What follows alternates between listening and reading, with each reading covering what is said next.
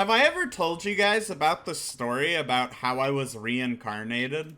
It's actually a little bit of a wild story. You guys aren't gonna believe me, but this is a real story. So, when I was a kid, about 2 or 3 years old, I always had these dreams. And these dreams were like, you wouldn't think they're anything special. However, they really were.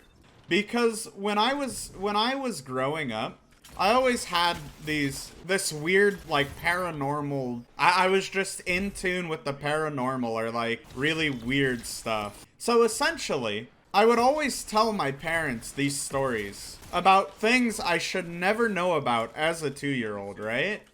These things ranged from a variety of places. I would tell my parents about, like, the Northern Lights, or, like, the Amazon forest. Or, like, just all these different places. So, and it gets weirder. You would think that, oh, a 2-year-old shouldn't know things about this, right? Like, how do they know about the Northern Lights? There's no way they can comprehend that stuff. And I knew the names, too, which made it even creepier. I would always tell them about this person I was with. I'd always tell them about my grandfather. Except it wasn't like my real grandfather. I don't know if that makes any sense at all.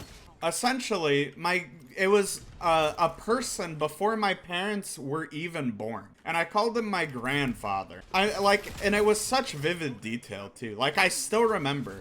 I was a baby, I was wrapped up in a blanket, looking at the Northern Lights, and my supposed grandfather was talking to me.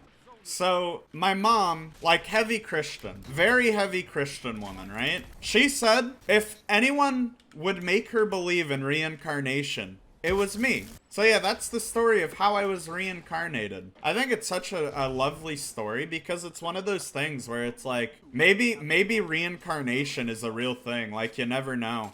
Oh, it gets even weirder than that. One time, when I was, again, like 2 or 3 years old, I one day woke up screaming. I screamed, saying, like, get this man out of my room, or something along those lines. And my parents come rushing in, and they're like, Thomas, what's wrong? What's wrong? I tell them, I keep screaming, get that man out of my room. My parents are like, there's no one in your room. And they still to this day don't know this person I was talking about. I've had such a crazy life. I honestly think I'm just more sensitive to the paranormal.